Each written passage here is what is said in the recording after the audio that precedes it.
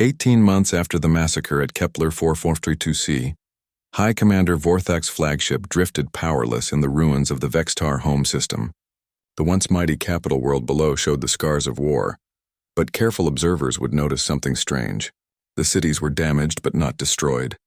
The orbital stations were captured but not obliterated. The humans had fought their way to the heart of the hegemony while following rules that their enemies had abandoned. Fleet Admiral Han Sol, promoted after his heroic survival of the rescue convoy massacre, commanded the human fleet from the bridge of the Justice Delivered. Around him, hundreds of Earth ships held position in perfect formation. The Vextar fleet that had once numbered in the thousands was reduced to 30 damaged vessels hiding behind their homeworld's moon. "Sir, President Hyejin's transport is approaching," reported Communications Officer Boram, who had also survived the original attack and requested to serve under Han Sol again. "She will be here within the hour." Han Sol nodded. The President of Earth had come personally to accept the surrender of the species that had declared war by attacking medical ships. It was fitting that the woman who had ordered this war should be the one to end it. General Yuna stood beside Admiral Seung Ho on the observation deck, watching the Vextar homeworld through the reinforced windows. Her Marines had fought through a dozen systems to reach this moment. They had captured enemy bases, rescued prisoners, and protected civilians while dismantling the most powerful military in this sector of the galaxy. "Hard to believe it is over," Admiral Seung Ho said quietly. 18 months ago, they thought they could intimidate us by murdering rescue workers. "It is not over until they sign the surrender documents," General Yuna replied. "But yes, they learned what happens when you attack our medical ships." Dr. Mi Young worked in the medical bay of the flagship, treating wounded crew members from both sides. True to human nature, the doctors who had survived the rescue convoy massacre now worked to save the lives of enemy soldiers. She had lost friends and colleagues in the attack on Kepler 442c, but she still followed her oath to heal rather than harm. "Doctor, the Vextar prisoners are asking to see you," reported Nurse Jae Sung, who had left communications work to study medicine after surviving the convoy attack. "They want to thank you for treating their wounded." Dr. Mi Young looked up from her patient, a young Vextar pilot whose ship had been disabled during the final battle. "Tell them I am doing my job." Nothing more, but the enemy soldiers knew better. They had been told that humans were monsters who would torture prisoners and kill the wounded.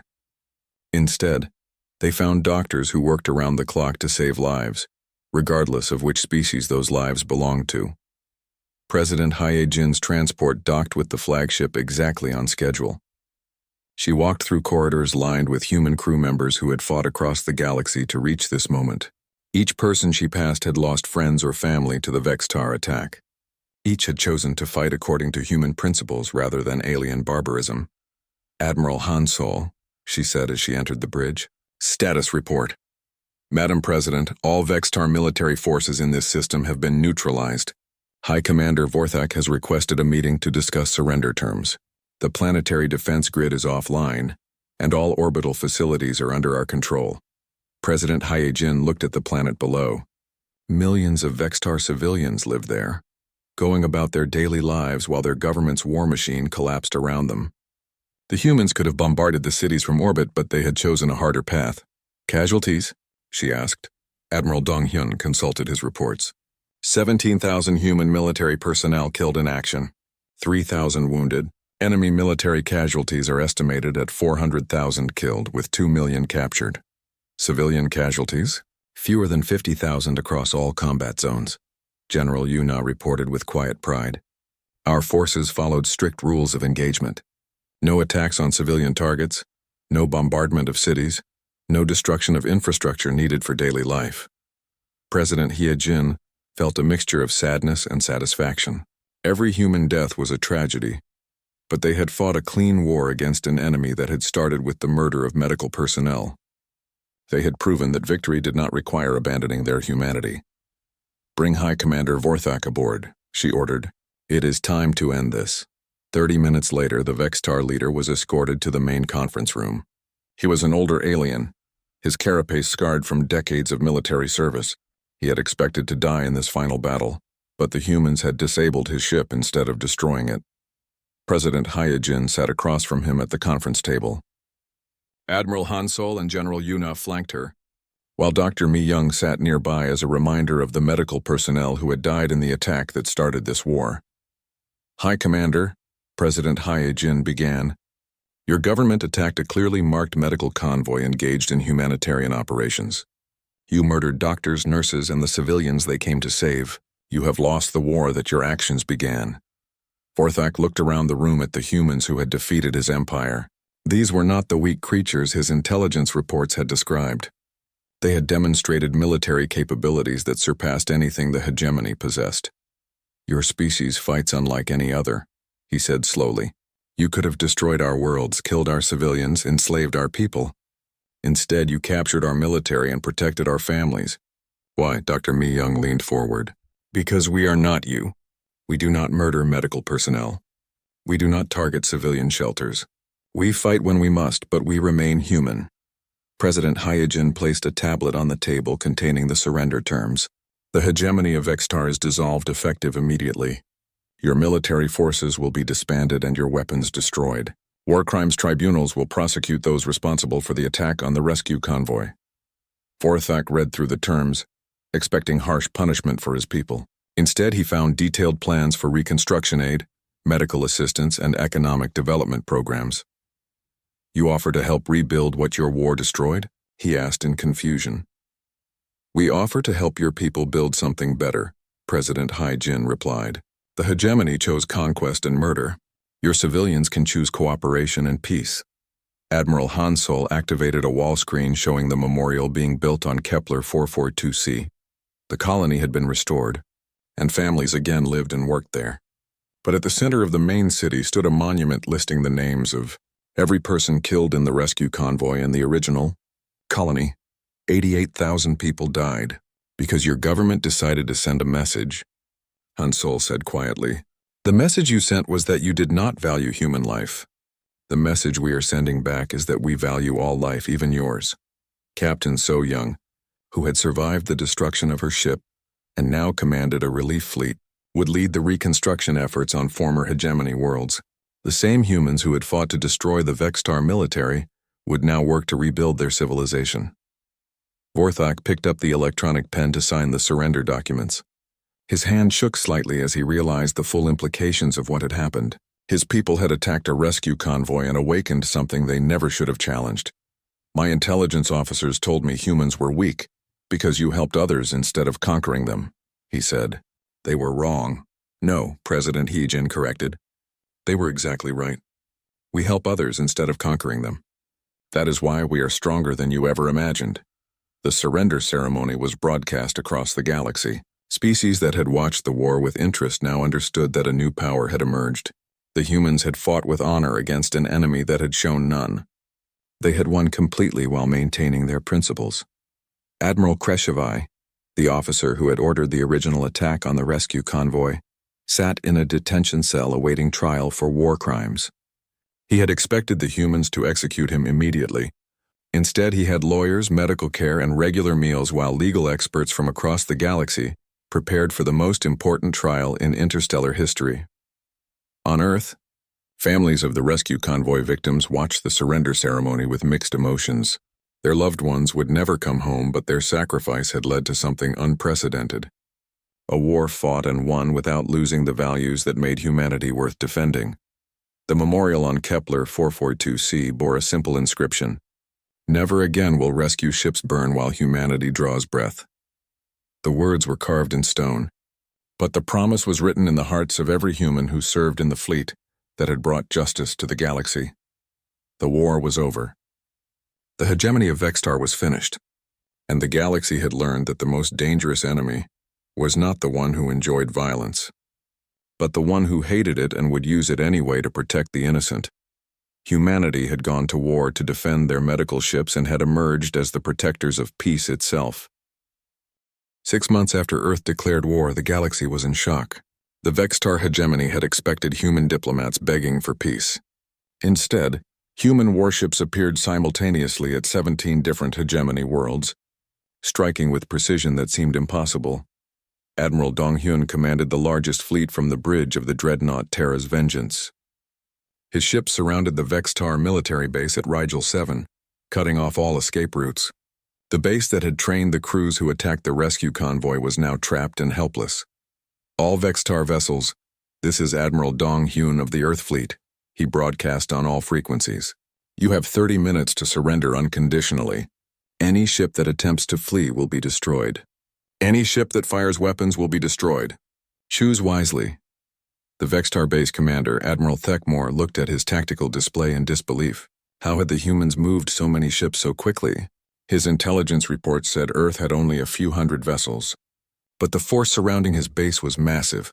Sir, his weapons officer reported nervously, I count over 400 human ships. Their design configurations do not match our intelligence files. Admiral Thekmore tried to contact the approaching human fleet. Earth vessels, you are in hegemony space. Withdraw immediately or face the consequences. Admiral Dong Hyun's reply was cold and final. Admiral, your government fired on medical ships carrying wounded children. You forfeited the right to make demands. Surrender now or we will take your base by force. At the same time, Commodore Changmin led his stealth destroyer squadron through the Altair system. His ships were invisible to Vextar sensors, using technology that Earth had developed in secret for decades. They struck supply convoys without warning, crippling the enemy's ability to move reinforcements. Target the supply ships only, Changmin ordered his captains. Let the crew escape pods launch. We are not them. Captain Hyunwoo commanded one of the stealth destroyers. His ship, the Silent Thunder, appeared from nowhere behind a Vextar supply convoy. The enemy ships had no time to react before their engines were disabled by precise shots. This is Captain Hyunwoo to Vextar convoy leader. He broadcast after the attack. Your ships are disabled but not destroyed. Launch your escape pods immediately. You have 10 minutes before we destroy the vessels to prevent military salvage. The Vextar crews fled to their escape pods, confused by an enemy that could destroy them completely but chose not to. They had been taught that humans were weak and soft. These ships that struck from nowhere and disappeared like ghosts did not match that description. On the planet Vextar Prime, High Commander Vorthak received reports of disasters from across his territory. Human fleets had appeared at military bases, supply depots, and communication centers. Somehow the humans knew exactly where to strike for maximum effect. How are they moving so fast? He demanded of his intelligence chief. Our scouts report no human fleet movements before these attacks. Intelligence Director Morthak reviewed the reports with growing confusion. Sir, it appears the humans were already in position before we detected them. They must have been planning this for months. What the Vextar did not know was that Earth had been preparing for this day since first contact with hostile alien species 50 years earlier. Dr. Yunji's Prometheus project had created not just new weapons, but entirely new types of warfare. Admiral Su Jin led the second major fleet group, striking at the Vextar shipyards in the Capella system. Her ships used quantum disruptor weapons that could disable entire enemy fleets without destroying them. The technology was so advanced that Vextar scientists could barely understand what was happening to their ships. All power systems are failing, reported the chief engineer on the Vextar battleship Death's Glory. It is as if something is interfering with the basic forces that hold matter. Together, Admiral Sujin watched the enemy fleet drift helplessly in space, their weapons and engines completely disabled. This is Admiral Sujin to all Vextar vessels. Your ships are now defenseless. Prepare to be boarded. Any resistance will result in your destruction. Colonel Daun led the marine boarding parties that captured the disabled ships. Her troops moved through enemy vessels with equipment that seemed like magic to the Vextar defenders. Personal shields that stopped energy weapons, armor that enhanced human strength and speed, and weapons that could punch through any material. Secure the bridge and engineering, Daun ordered her squads. Standard protocol. Treat prisoners according to interstellar law. We are humans, not animals. The captured Vextar crews were shocked by their treatment. They had expected torture and execution.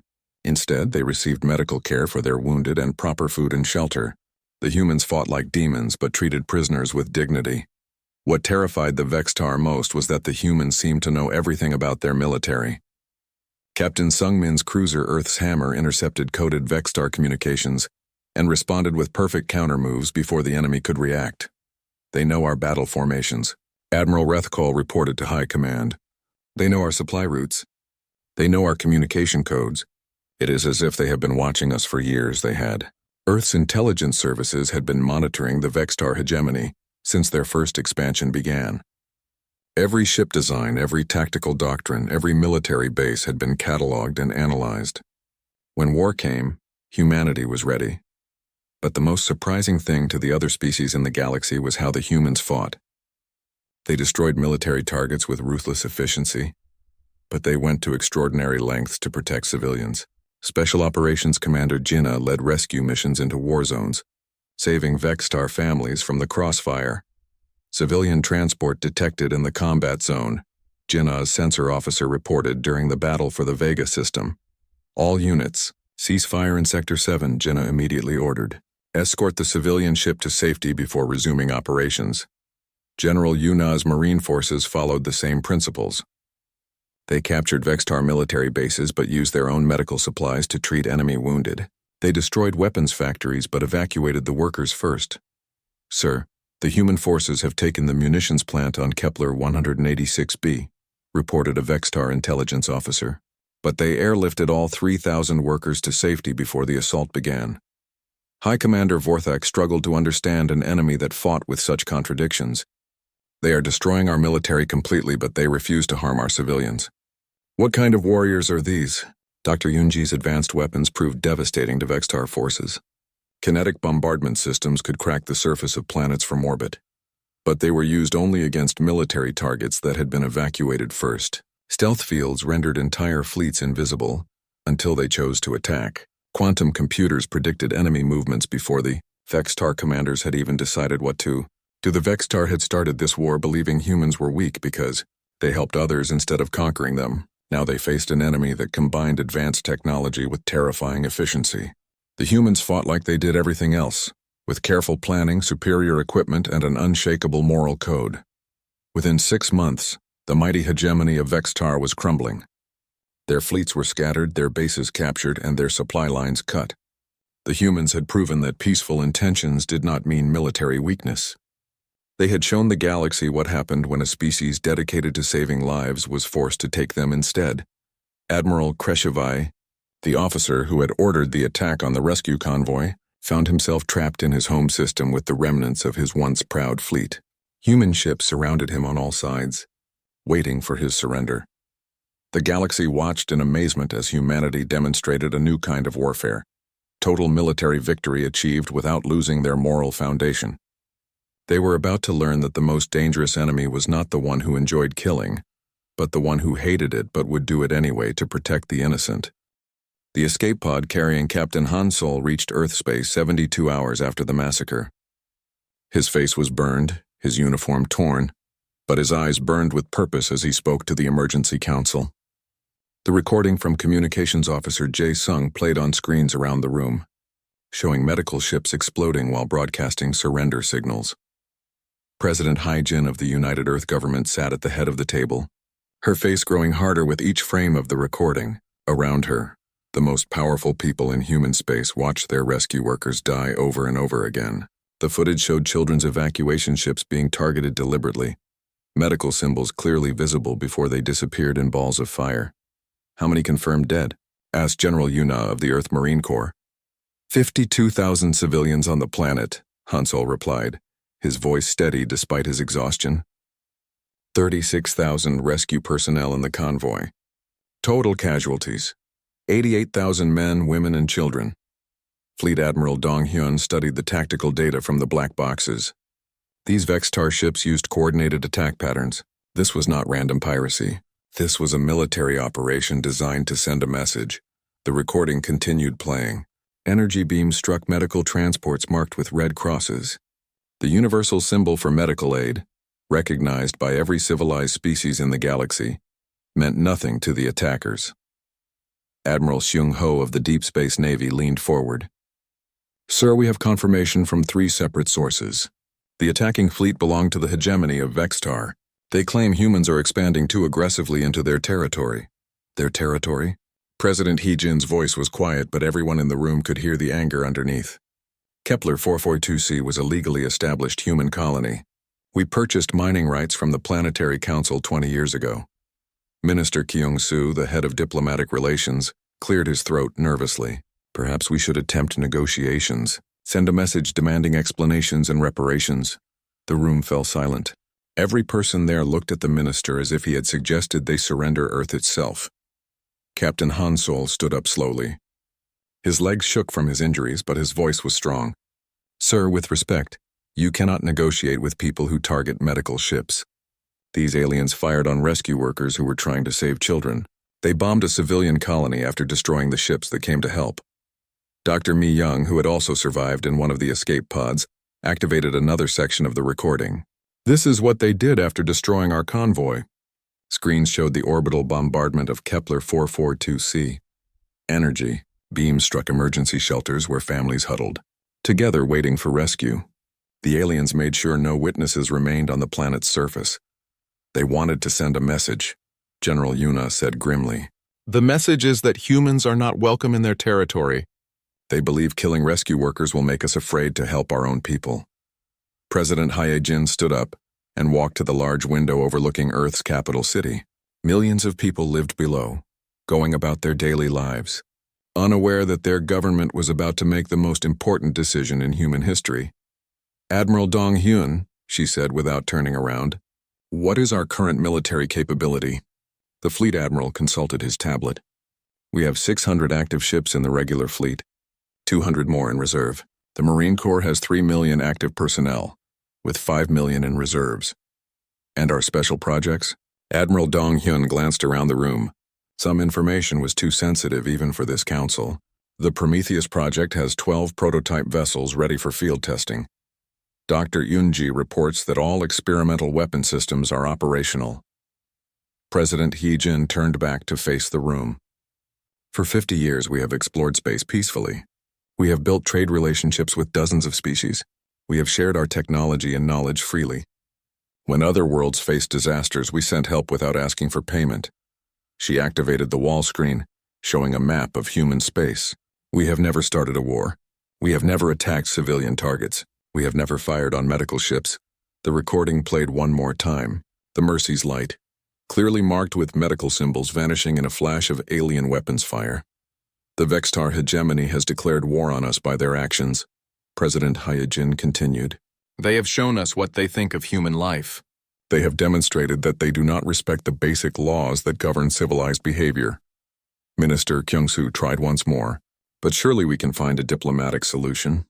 War will cost thousands more lives. Captain Hansol looked at the minister with tired eyes. Sir, they already killed 88,000 of our people. They targeted doctors and nurses. They bombed families waiting for rescue. What exactly do you want to negotiate? President Hyejin returned to her seat. I call for a vote.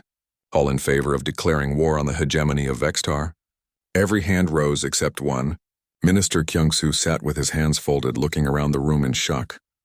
The motion passes, President Hyejin announced. General Yuna, Admiral Dong Hyun, you have full authorization to mobilize all military forces. Dr. Yunji, release the Prometheus technologies for immediate deployment. As the council members filed out to begin preparations, Fleet Admiral Dong Hyun approached the president.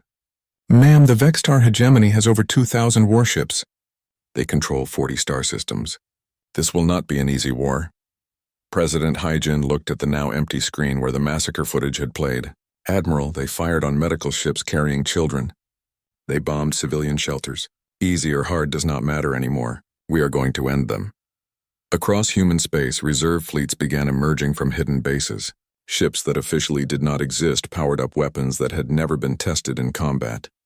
Dr. Yunji's laboratories opened their sealed vaults, revealing technologies that could change the balance of power in the galaxy.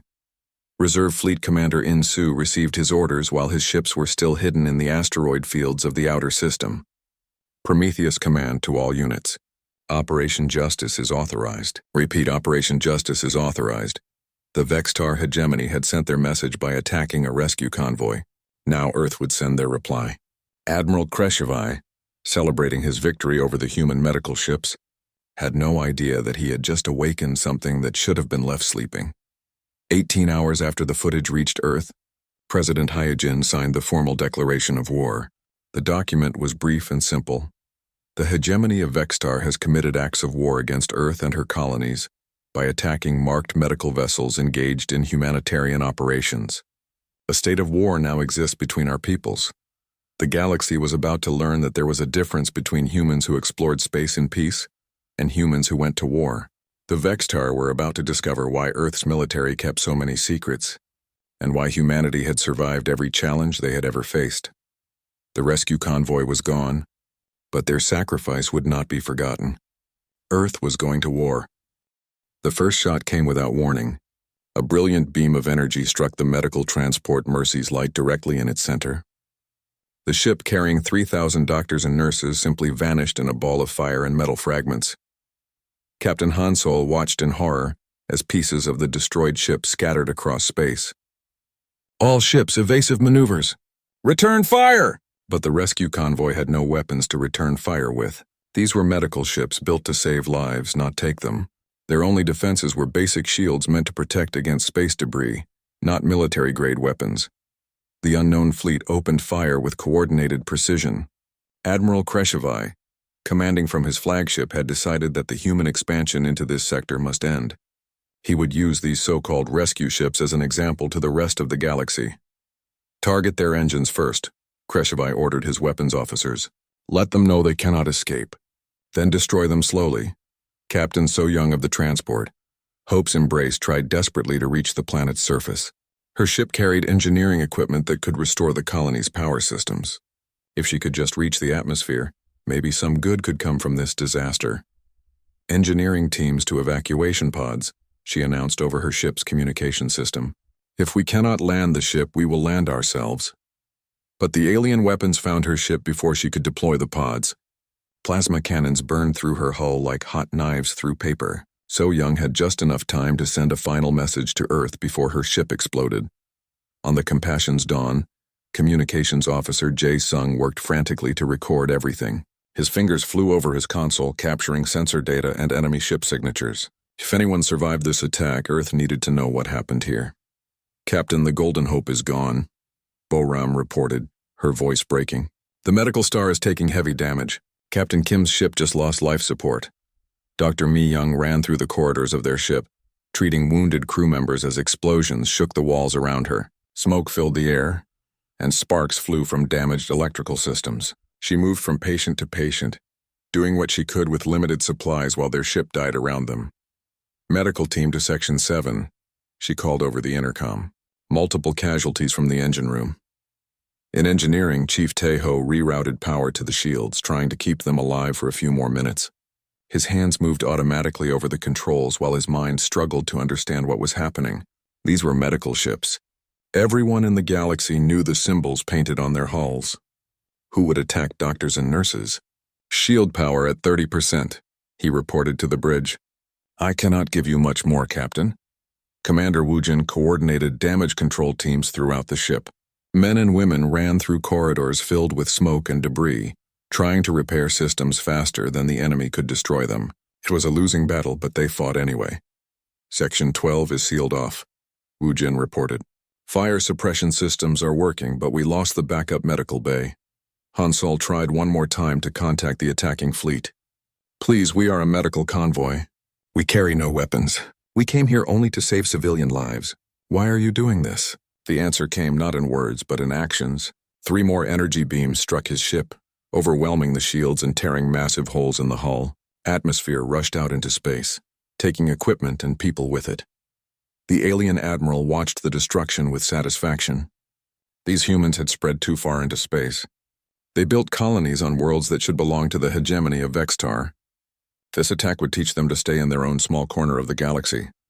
"Continue firing," HFY ordered. "Leave no survivors to carry tales back to Earth." But some humans refused to die easily. Captain Binwoo of the small transport Rising Dawn managed to hide his ship behind the wreckage of a larger vessel. His ship carried medical supplies for children, including special medicines that could only be made on Earth. "Cut all power except life support," he whispered to his crew. "Maybe they will think we are already destroyed." For 20 minutes they drifted silent and cold among the debris of their sister ships. They watched through their damaged sensors as the alien fleet systematically destroyed every rescue vessel they could find. The Compassion's dawn lasted longer than most. Hansol's crew fought for every second, trying to save their ship and the people on it. Dr. Mi-young worked in the medical bay even as the ceiling collapsed around her. Taeho kept the engines running until the last possible moment. "Captain," Boram said quietly, "I am picking up movement on the planet's surface. The aliens are targeting the colony from orbit." Through the static on their screens, they could see energy beams striking the planet below. The mining colony, already damaged by earthquakes, began to disappear under a rain of fire from space. The 30,000 people they had come to save were being murdered along with their rescuers. "Record everything," Han Sol ordered. "Earth must know what happened here." Jae-sung's hands never stopped moving over his console. Every enemy ship signature, every weapon type, every detail of the attack went into the ship's emergency recorder. The black box would survive even if they did not. The end came quickly. A massive explosion tore through the engineering section, and the Compassion's dawn began breaking apart. Han Sol gave the order to abandon ship, but there were not enough escape pods for everyone. "Get the wounded out first," Dr. Mi-young shouted over the noise of collapsing bulkheads. "Save who you can." In the final moments as his ship died around him, Han Sol managed to launch 3 escape pods toward the edge of the system. Maybe if they were lucky, those pods would reach safety. Maybe someone would survive to tell Earth what the Vextar had done here. The massacre lasted 2 hours. When it ended, 12 rescue ships had been reduced to scattered debris floating in space. 3 escape pods raced toward the jump point, carrying 847 survivors and the recorded proof of what had happened. Behind them, the planet Kepler 442c burned under continued bombardment from orbit. The 30,000 people who had waited for rescue would wait no more. The mining colony became a tomb, and the only witnesses to the crime were the survivors fleeing toward Earth. Admiral Kreshovai looked at his tactical display with satisfaction. The human rescue fleet was completely destroyed. No human would ever again dare to venture into Vextar space. This sector belonged to the hegemony now, but the Admiral had made one crucial mistake. He had let some humans escape, and humans, as the galaxy was about to learn, never forgot their dead. Captain Han Sol stood on the bridge of the medical frigate Compassion's Dawn, watching the stars through the main viewing window. His ship led a convoy of 12 rescue vessels through space toward the Kepler 442 system. Each ship carried medical supplies, emergency equipment, and hope for the people trapped on the mining colony below. The distress signal had reached Earth 3 days ago. The message was simple but terrifying. The colony's life support systems had failed after massive earthquakes. 50,000 people needed help, and they needed it fast. The colony had humans, but also refugees from other worlds who had come there seeking a better life. "Captain, we will reach the system in 2 hours," reported Lieutenant Boram from the communication station. Her voice was steady, but Han Sol could hear the worry underneath. Everyone on the ship knew what would happen if they arrived too late. Dr. Mi-young entered the bridge, her medical uniform neat despite the long journey. She had been working non-stop to prepare for what they would find. "The medical teams are ready," she said. "We have enough supplies to treat 10,000 injured people and transport everyone off the planet if needed." Commander Wu Jin looked up from his tactical display. "The transport ships are loaded with emergency shelters and food. If the colony's buildings are damaged, we can set up temporary housing quickly." Han Sol nodded. This was what the Earth Alliance did best. When people needed help, humans came running. It did not matter if those people were human or alien. It did not matter if they were rich or poor. When someone called for help, Earth answered. The convoy had ships from many worlds. The Mercy's Light carried 3,000 medical personnel from Earth's best hospitals. The Hope's Embrace had engineering teams who could fix almost anything. The smaller transports held everything from baby formula to water purification systems.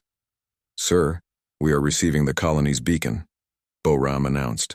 "The signal is weak, but we can track it." Han Sol studied the star map. Kepler 442c was a mining world on the edge of human space. It produced rare metals that helped build better ships and computers. More importantly, it was home to families who had made new lives far from Earth. Chief Engineer Taeho's voice came through the communication system. "All ships report ready, Captain. Engines running perfectly and all medical equipment is working." "Good work, Taeho," Han Sol replied. He looked at his crew. These people had volunteered for rescue duty. They could have chosen safer jobs on Earth or the inner colonies. Instead, they chose to fly into danger to save strangers. The convoy dropped out of faster-than-light travel at the edge of the system. Immediately, the sensors began scanning for the colony. What they found made everyone worry more. "Captain," Wu Jin called out, "I am reading major damage on the planet's surface. Large areas show no power signatures. The earthquakes were worse than reported."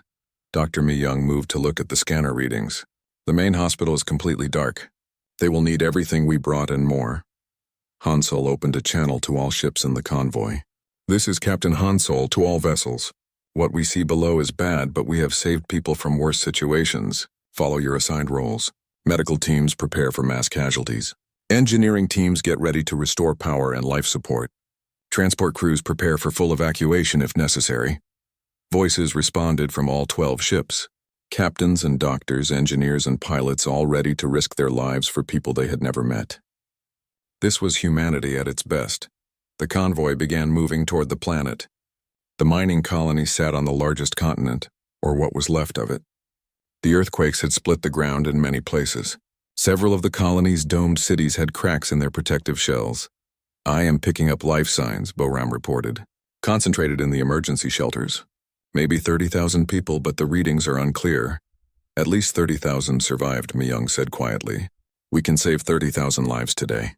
But Taeho's voice interrupted their relief. "Captain, sensors detect ships approaching from the asteroid belt. Unknown design moving fast." Hansol felt his stomach tighten. Unknown ships in a disaster zone could mean pirates or worse. "How many ships?" "At least 20, sir. Large ones. They look like military vessels." The unknown fleet appeared on the main screen as small dots growing larger. Hansol had seen many ship designs during his years in space, but these were different. They were long and sharp, built for war rather than exploration or trade. "Open a channel to the unknown fleet," Hansol ordered. He straightened his uniform and faced the communication screen. When the channel opened, he spoke clearly and calmly. "Unknown vessels, this is Captain Hansol of the Earth Alliance Rescue Convoy. We are conducting emergency humanitarian operations on Kepler 442c. Our ships are marked with medical symbols and carry only rescue equipment. Please identify yourselves." Only static answered him. "Try again," Hansol said. Boram worked at her console. "Channel is open, sir, but they are not responding." Wu Jin studied his tactical display. "The unknown ships are moving to intercept us. They will reach firing range in 10 minutes. Hansol tried again. "Unknown fleet, we are a medical convoy on a rescue mission. We carry medical supplies and evacuation equipment for civilian casualties. Please respond." Still no answer. Dr. Myung looked worried. "Captain, should we turn back?" Hansol looked at the planet below. 30,000 people waited for help that only his convoy could provide. If they left now, those people would die slowly as their air ran out and their power failed. "No," he said firmly. "We came here to save lives. Those people down there are counting on us." The unknown ships continued approaching. They moved in perfect formation, like a military unit that had trained together for years. Their weapons systems powered up, casting red glows along their hulls. "Captain," Taeho called from engineering. "All rescue ships report ready. Medical teams are prepared for immediate deployment." Hansol made his decision. "Continue to the planet. Maintain rescue operations. If those ships want to talk, they know how to use a radio." The convoy moved forward toward the planet and the people who needed them. Behind them, 20 unknown warships followed like predators stalking their prey. On the surface of Kepler 442c, 30,000 people waited for rescue, unaware that their salvation and their destruction were racing toward them through the darkness of space.